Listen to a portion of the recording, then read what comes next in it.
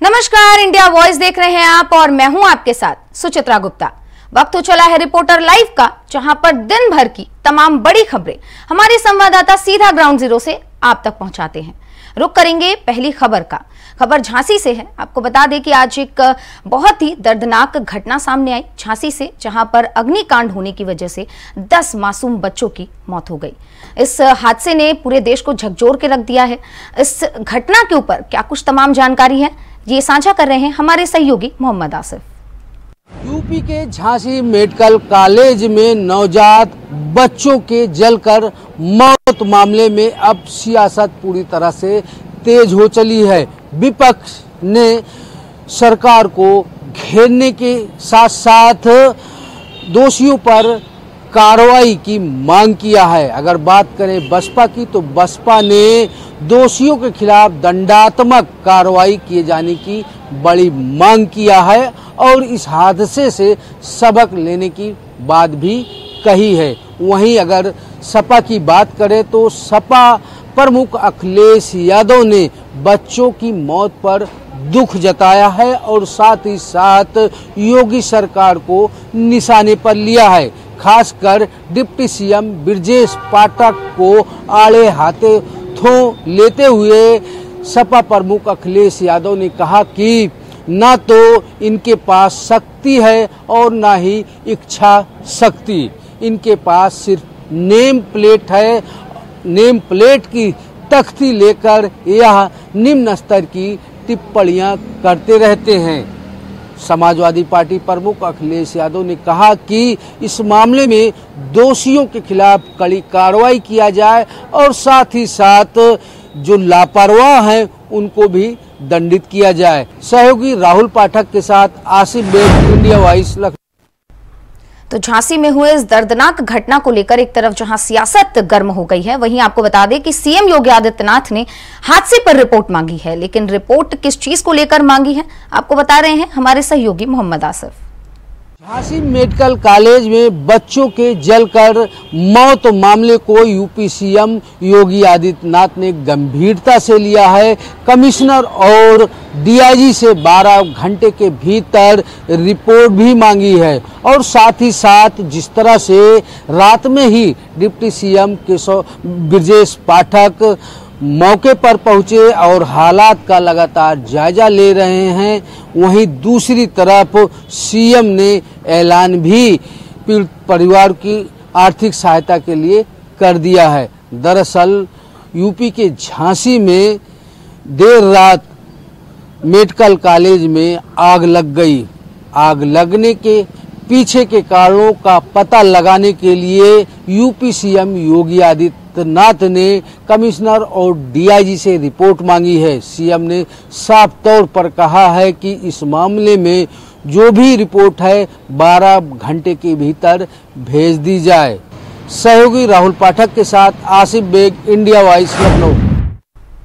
अगली खबर लखनऊ से है, जहां एक मुठभेड़ में घायल गैंगस्टर की मौत हो गई। बता दें कि मुठभेड़ के दौरान गैंगस्टर घायल हो गया था, जिसके बाद अस्पताल में उसका इलाज जारी था। लेकिन ये मौत अचानक कैसे हुई, इसके बारे में तमाम जानकारी दे रहे हैं हमारे सहयोगी मोहम्मद अमान।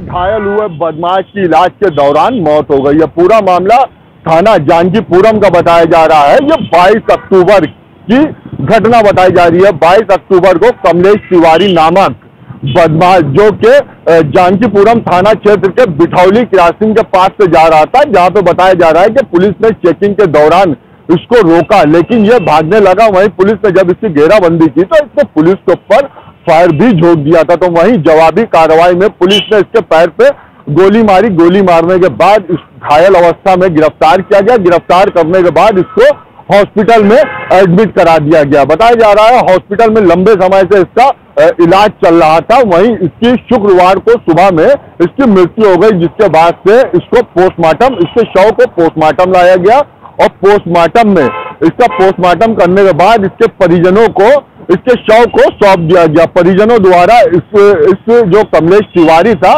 इसका अंतिम संस्कार कर दिया गया। पूरा मामला जानकीपुरम से जुड़ा बताया जा रहा है, जहां पे इस बदमाश को रोका गया था और जहां पे कमिश्नरेट की जो क्राइम ब्रांच टीम थी और डीसीपी नॉर्थ की जो क्राइम टीम थी और थाना जानकीपुरम की पुलिस, ये तीनों टीमों ने इस बदमाश को रोकने का प्रयास किया था, जहां पे बताया जाता है इसने उन पर हमला कर दिया। लखनऊ से मोहम्मद अमान, इंडिया वाइज। अगली खबर यूपी के सियासत से जुड़ी है, जहां आपको बता दें कि प्रदेश में उपचुनाव का जो मुद्दा है एकदम गर्म है और इसी बीच सीएम योगी आदित्यनाथ का दौरा जगह जगह पे धुआंधार जारी है। इसी बीच प्रयागराज पहुंचे सीएम योगी आदित्यनाथ, लेकिन कहां कुछ उन्होंने दौरा किया है इसकी तमाम जानकारी दे रहे हैं हमारे सहयोगी शोएब रिजवी।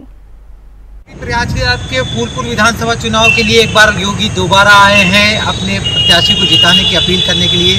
फूलपुर इलाके में एक बड़ी जनसभा को उन्होंने संबोधित किया। इस दौरान न सिर्फ उन्होंने तमाम पार्टियों पर हमला बोला बल्कि अपनी पार्टियों की उपलब्धियां भी गिनाई। हाँ, ये ज़रूर है कि उन्होंने शुरुआत अपनी झांसी में हुई दुर्घटना से की और उन्होंने उस पर दुख व्यक्त किया। साथ ही साथ उन बच्चों को जो बचाया गया उनके बारे में बताया कि किस तरह से सरकार काम कर रही है। लेकिन इसके बाद उन्होंने जिस तरह से चुनावी समर में ये अंतिम दौर का प्रचार चल रहा है उसमें अपनी पूरी ताकत झोंकते हुए उन्होंने कहा है कि जिस तरह से केंद्र और प्रदेश की सरकार जनहित में कार्य कर रही है उससे जनता बहुत खुश है। और ख़ास तौर से जो समाजवादी पार्टी या और भी पार्टियां हैं उन पर उन्होंने हमला बोला कि वो गुमराह करने का काम कर रहे हैं। आने वाले दिनों में जब चुनाव होगा 20 तारीख को तो नतीजे क्या होंगे ये बाद में तय होगा, लेकिन इतना ज़रूर है कि 2 बार फूलपुर सीट पर प्रचार करने के लिए योगी आकर के उन्होंने साफ संकेत दिया है किसी कीमत पर ये सीट को जीतना चाहते हैं, क्योंकि भाजपा की ये विधानसभा सीट थी जिसको लोकसभा में प्रवीण पटेल के चुनने के बाद ये सीट खाली हुई थी। इस बार फिर भाजपा के प्रत्याशी मैदान में और इस बार नतीजे क्या आएंगे, क्योंकि सीधा मुकाबला समाजवादी पार्टी और भारतीय जनता पार्टी के बीच है। Shoaib Rizvi, India wise, Prayagraj. एक और जहां छत्तीसगढ़ में नक्सलवाद को लेकर लगातार एक्शन जारी है, वहीं ताजा मामला कांकेर जिले से आया, जहां माड़ के जंगलों में पुलिस और नक्सलियों के बीच मुठभेड़ हो गई। लेकिन ये मुठभेड़ कैसे हुई और कितने नक्सलियों की इसमें जान गई है, इसकी तमाम जानकारी दे रहे हैं हमारे सहयोगी मनोज शुक्ला। एक बार फिर जवानों ने अपने शौर्य और पराक्रम का परिचय देते हुए नक्सलियों के बाढ़ में घुसकर नक्सलियों को भारी क्षति पहुंचाते हुए नक्सलियों के 500 बरामद कर लिए हैं। इतना ही नहीं, मुठभेड़ अभी भी जारी है। जी हाँ, दरअसल छत्तीसगढ़ के कांकेर जिले के माड़ में, जिसे नक्सलियों का गढ़ कहा जाता है, जवानों को यह सूचना मिली थी कि अभय नाम का सेंट्रल कमेटी का सदस्य भारी संख्या में कुछ बड़े घटना को अंजाम देने की फिराक में है। जिसकी सूचना मिलते ही अपने जवानों ने अपनी हौसला का परिचय देते हुए जंगलों में सर्चिंग ऑपरेशन पर सुबह से निकल पड़े। मुठभेड़ दोनों तरफ से शुरू हो गई, जिसमें 5 नक्सलियों के 100 जवानों ने बरामद कर लिया। साथ ही साथ नक्सली सामग्री, भारी मात्रा में हथियार भी जवानों ने बरामद किया है। मुठभेड़ अभी भी जारी है। यह संयुक्त ऑपरेशन छत्तीसगढ़ पुलिस और महाराष्ट्र पुलिस की संयुक्त ऑपरेशन की तरफ से किया जा रहा है।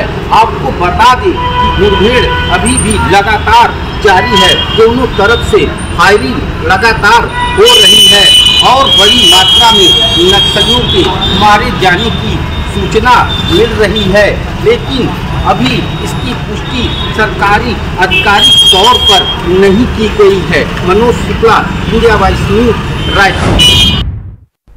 रुक करेंगे अगली खबर की ओर। खबर बरेली से है, जहां 5 नवंबर को थाना भूता क्षेत्र नदिया पेट्रोल पंप के पास मोटरसाइकिल सवार कुछ बदमाशों ने पुष्पेंद्र की गोली मारकर हत्या कर दी। इसके बाद 10 नामजद लोगों पर संगीन धाराओं में भूता कोतवाली थाना में मुकदमा दर्ज किया गया था। लेकिन क्यों यह हत्या की गई थी, क्या है पूरा मामला, इसकी तमाम जानकारी दे रहे हैं हमारे सहयोगी अंकुर चौधरी। बरेली के भूता थाना क्षेत्र में 5 नवंबर को हुई पुष्पेंद्र हत्याकांड में पुलिस ने बीती रात 2 बदमाशों को पुलिस मुठभेड़ के बाद गिरफ्तार कर लिया। दरअसल मुखबिर की सूचना पर इन बदमाशों की सूचना दी गई कि भूता थाना क्षेत्र में ये बदमाश किसी जंगल में है। उसके बाद पुलिस मौके पर पहुंचती है। पुलिस को देखकर ये लोग पुलिस पर फायर कर देते हैं, जिसके बाद पुलिस भी इन पर फायर करती है, जिसमें 2 बदमाशों को पैर में गोली लगती है। इसी मुठभेड़ में एक पुलिसकर्मी भी घायल होता है। आपको बता दें, पुष्पेंद्र हत्याकांड के बाद पुष्पेंद्र की पत्नी ने 10 लोगों के खिलाफ नामजद FIR कराई थी, जिसके बाद पुलिस ने ताबड़तोड़ कार्रवाई करते हुए लगातार एक के बाद एक लोगों को जेल भेज रही थी। फिलहाल अब ये जो 2 लोग थे, इनको 25-25 हजार का पुलिस ने इनाम घोषित कर रहा था। फिलहाल पुलिस ने दोनों बदमाशों को गिरफ्तार कर जेल भेज दिया। बरेली से इंडिया वॉइस के लिए अंकुर चौधरी। अगली खबर देहरादून से है। आपको बता दें कि केदारनाथ उपचुनाव को लेकर अब सिर्फ 4 दिन बाकी हैं। वहीं बीजेपी हो या कांग्रेस लगातार धुआंधार प्रचार में लगी हुई है। वहीं वार प्रत्यारोप का भी दौर चल रहा है। इस बीच कांग्रेस और बीजेपी अपने अपने दावे कर रही है जीत के लिए। इस खबर पर तमाम जानकारी आपको दे रहे हैं हमारे सहयोगी धनराज गर्ग। केदारनाथ का उपचुनाव जैसे जैसे नज़दीक आता जा रहा है तो वैसे वैसे ही कहीं ना कहीं पार्टियों की जो धड़कनें हैं वो बढ़ती हुई नजर आ रही हैं, क्योंकि लगातार हम देख रहे हैं कि उपचुनाव को लेकर दोनों ही पार्टियां, बीजेपी हो या कांग्रेस हो, मैदान में उतरी हुई है और बड़े बड़े दावे भी दोनों ही पार्टियों के द्वारा किए जा रहे हैं। लेकिन वहीं देखिएगा कि आरोप प्रत्यारोप का सिलसिला भी लगातार जारी है, जहाँ कांग्रेस लगातार बीजेपी पर कहीं ना कहीं सरकारी मशीनरी का दुरुपयोग करने का आरोप लगा रही है, तो वहीं मुख्यमंत्री पुष्कर सिंह धामी ने भी कहीं ना कहीं कांग्रेस को आड़े हाथों लिया है। मुख्यमंत्री पुष्कर सिंह धामी ने कांग्रेस को आड़े हाथों लेते हुए कहा कि कांग्रेस के पास सिर्फ झूठ का पुलिंदा है और वो झूठ बोलना चाहती है और झूठी कहीं ना कहीं जनता के सामने परोस रही है। लेकिन इस बार जो केदारनाथ की जनता है वो इस झूठ के पुलिंदे में फंसने वाली नहीं है, क्योंकि केदारनाथ की जनता जानती है कि 2013 की आपदा और इस बार की आपदा में कितना अंतर रहा है। क्योंकि जब 2013 की आपदा हुई थी तो कांग्रेस की सरकार थी और उस समय जो जाने गई थी वो कहीं ना कहीं कांग्रेस की वजह से गई थी। और वहीं अब इस बार की यदि आपदा की बात करें तो इस बार आपदा में कहीं ना कहीं मुख्यमंत्री पुष्कर सिंह धामी की तरफ से कार्य किए गए हैं, तो कहीं ना कहीं उस आपदा में और इस आपदा में काफी अंतर देखने को मिला है।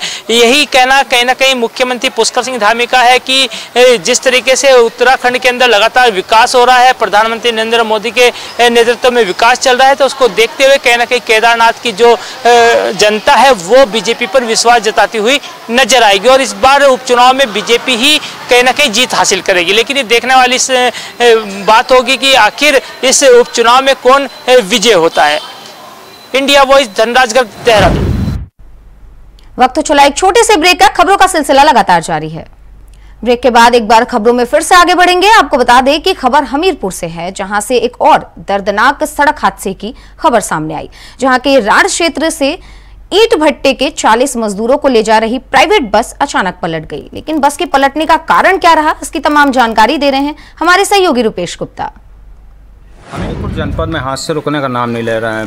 ताज़ा मामला मैं आपको बता दूं, हमीरपुर के राढ़ के मकरौल रोड का है, जहां पर एक बस आ रही थी। बस में करीब 40 लोग सवार थे और जो लोग सवार थे वो मजदूर थे, ईंट भट्टों पे काम करते थे। वो राढ़ जा रहे थे भट्टों पे काम करने। उसी बीच रास्ते में जो बस होती है उसकी स्टीयरिंग फेल हो जाती है। स्टीयरिंग फेल हो जाने के बाद वो खाई पे गिरती है। इसके बाद जो उस पर दब जाते हैं मजदूर लोग, उनको मौके पर जैसे ही पुलिस को सूचना मिलती, पुलिस और सीओ राढ़ वहाँ पर पहुँचते हैं और जो घायल हैं मजदूर हैं उनको शीशा तोड़ के बाहर निकाला जाता है। रेवेन्यू भी चलाया जाता है। इसके बाद जो उस पर 4 पुरुष और 2 महिला और करीब 4 बच्चे काफ़ी बुरी तरह घायल हो जाते हैं, जिनको राढ़ CHC में भर्ती कराया जाता है। और जो घायल हैं उनका उपचार CHC राढ़ पे चल रहा है और कुछ लोगों को झांसी रिफर भी किया गया है, उनका इलाज चल रहा है। इंडिया वॉइस से रुपेश गुप्ता, हमीरपुर।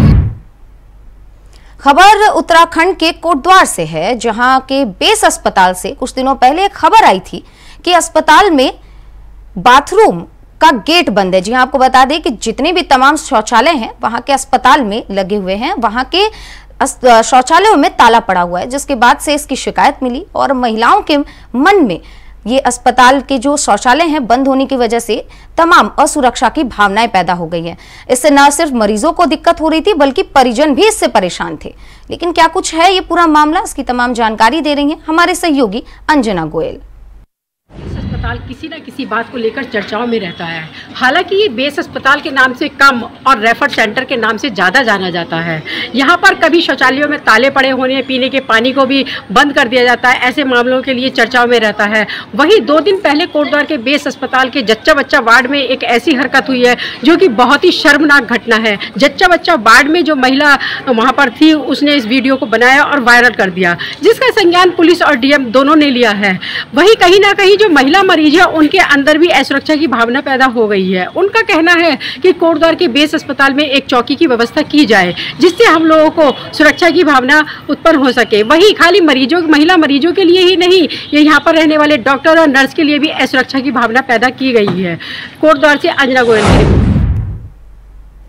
खबर झांसी से है, जहां महारानी लक्ष्मीबाई मेडिकल कॉलेज के नवजात शिशु वार्ड में रात लगभग 10:35 पर भयानक आग लग गई। लेकिन ये आग कैसे लगी और क्या कुछ जानमाल की क्षति हुई है, इसकी पूरी जानकारी दे रहे हैं हमारे सहयोगी शेख गुल मोहम्मद।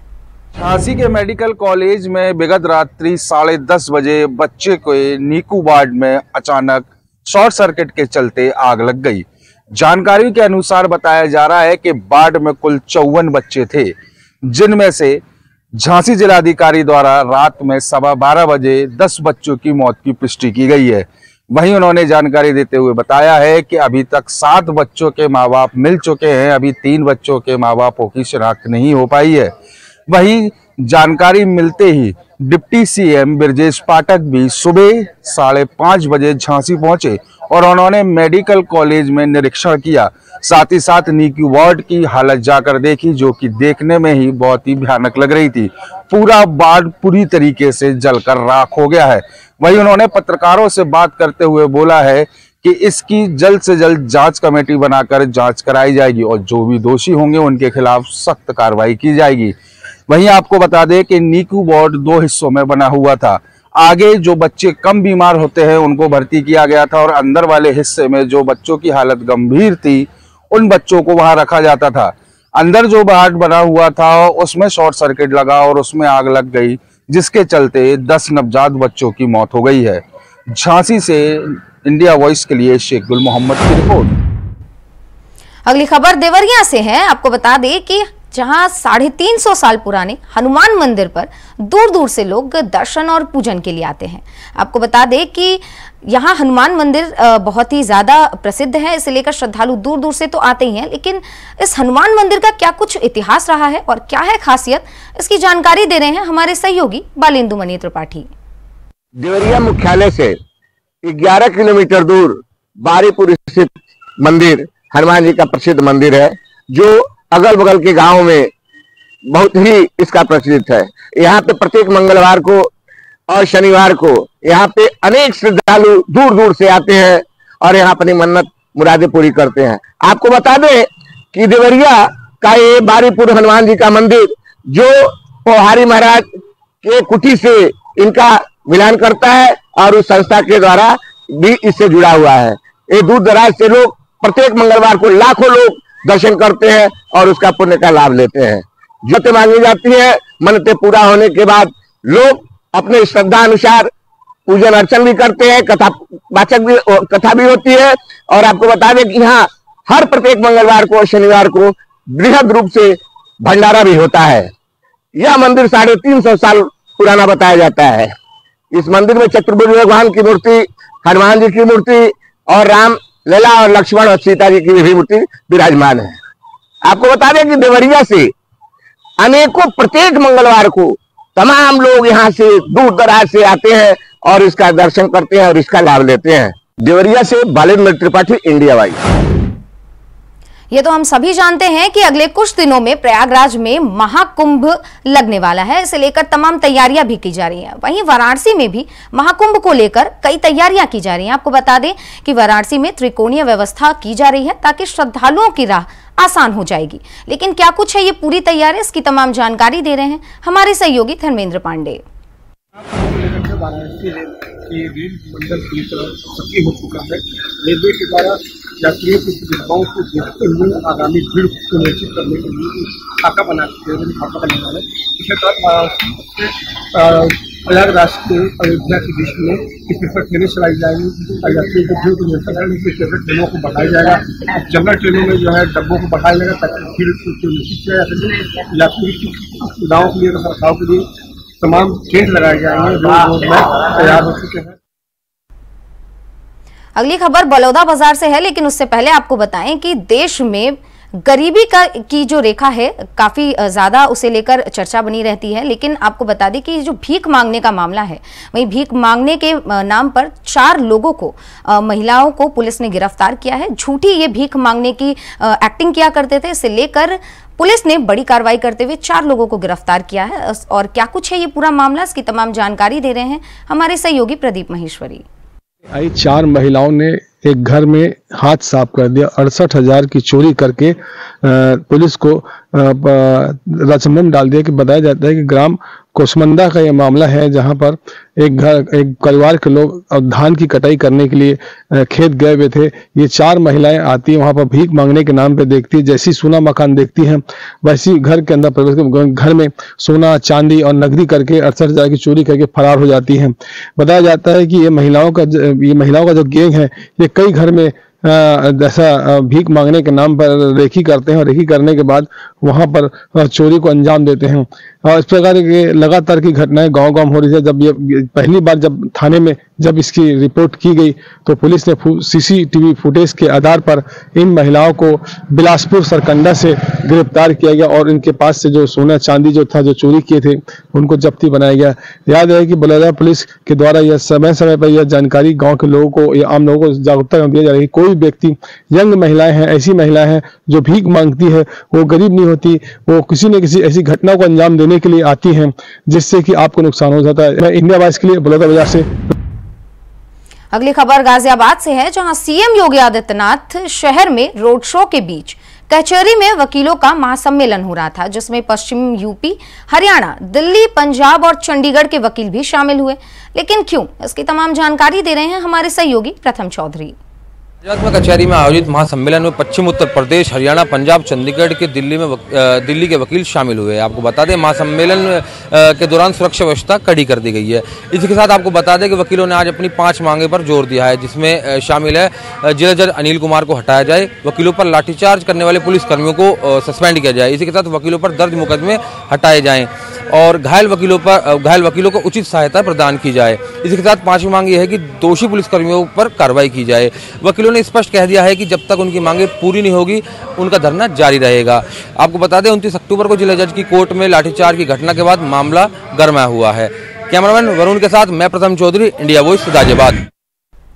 मुरादाबाद में सपा प्रदेश अध्यक्ष और बदायूं सांसद ने प्रेस कॉन्फ्रेंस कर प्रशासन पर कई गंभीर आरोप लगाए। लेकिन गंभीर आरोप क्यों लगाए हैं और क्या है ये आरोप, इसकी तमाम जानकारी दे रहे हैं हमारे सहयोगी शारिक सिद्दीकी। 9 सीटों पर होने वाले उपचुनाव को लेकर तमाम राजनीतिक पार्टियों के द्वारा रणनीति बना ली गई है। मुरादाबाद की कुंदरकी विधानसभा में समाजवादी पार्टी और भारतीय जनता पार्टी के द्वारा इस विधानसभा को जीतने के लिए लगातार कार्य किए जा रहे हैं। अगर बात करें तो अन्य पार्टियों के द्वारा भी लोगों के बीच जाकर जनसंपर्क करने के काम को अंजाम दिया जा रहा है। इसी बीच एक प्रेस कॉन्फ्रेंस समाजवादी पार्टी के प्रदेश अध्यक्ष श्यामलाल पाल और समाजवादी पार्टी। खबर मेरठ से है, जहां मेरठ के विश्वविद्यालय में 207 कर्मियों की अवैध नियुक्ति को लेकर हंगामा हो गया। लेकिन ये अवैध नियुक्ति कैसे हुई, इसके बारे में तमाम जानकारी दे रहे हैं हमारे सहयोगी शाहरुख शैफी। मेरठ में विवि में 207 अवैध नियुक्ति का मामला सामने आया है, जिसमें सरकार ने विजिलेंस को ये जांच सौंपी है। उसमें करोड़ों का घोटाला सामने आया है और उसके बाद लगातार जांच बैठी हुई है। विजिलेंस ने मेरठ के सीसीएस यूनिवर्सिटी के वीसी को एक चिट्ठी भी भेजी है, आपको बता दें, जिसमें वेतन भोगियों को लगातार हर महीने पगार मिल रही थी और कुछ वेतन भोगियों के पास नियुक्ति पत्र भी मौजूद नहीं था। उसके बाद भी लगातार ये घोटाले में शामिल हैं। 207 कर्मी लगातार यहाँ पर मौजूद दिखाई दे रहे थे, लेकिन यहाँ थे नहीं और इसी के चलते वो यहाँ से पगार भी अपनी बराबर ले रहे थे, जिसकी जांच अब शासन ने विजिलेंस को सौंप दी है। विजिलेंस इसमें जांच कर रही है। देखना अब ये होगा क्या कुछ नाम मामला सामने आता है। मेरठ से इंडिया वॉइस के लिए शाहरुख। तो इसी के साथ रिपोर्टर लाइव में आज के लिए सिर्फ इतना ही। देश और दुनिया की तमाम खबरों के लिए बने रहिए इंडिया वॉइस के साथ। नमस्कार।